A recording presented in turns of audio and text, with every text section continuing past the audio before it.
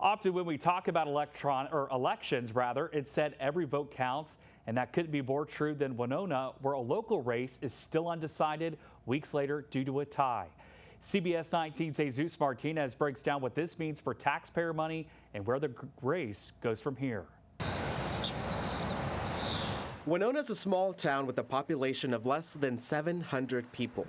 It does not happen often, no. And even in this small town known as Wildcat Country, you know, it was just crazy, unbelievable. No one could have imagined this wild scenario in the race for Winona ISD's School Board Place 3. Well, quite naturally, I'm surprised because, you know, I'm expecting to win, right? Luis Hernandez and incumbent Randy Hawkins, who also serves as the Winona ISD School Board President, are eyeing the seat. During the May general election, Hernandez received 137 votes. Hawkins also received 137 votes, a tie. Which causes a bit of a conundrum.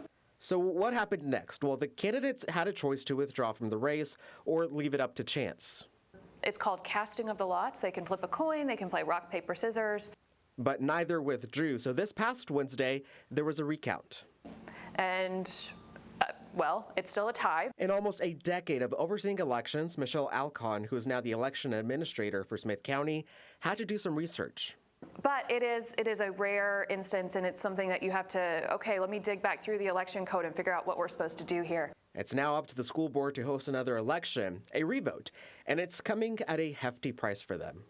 The quick estimate that I gave them was close to $10,000 for a second election. A cost that could have been avoided if more people have voted. Your voice carries a lot of weight. Only 6% of registered voters eligible to vote in Winona ISD races actually cast a ballot. 9 people had the race on their ballot, but chose to skip it. Which you can do. You can choose not to vote for either candidate or a proposition or whatever. An odd number, and one that could have saved taxpayers both time and money. But those 9 people, because they chose not to vote, we now have a tie. Even if just one or the other 4,300 eligible voters cast their ballot, it would have made all the difference. As a school board president, not a candidate, is this something that's doable for the school district? Yes, and that where it is.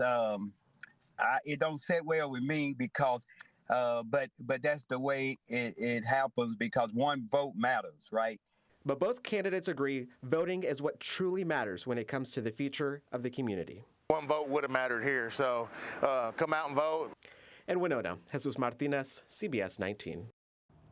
On Monday, the Winona School Board will decide whether to move forward with that second election. If they do, early voting would start the next day, with Election Day being June 7th. Once that happens, we'll follow up with the candidates to see what they'll bring to the table if elected.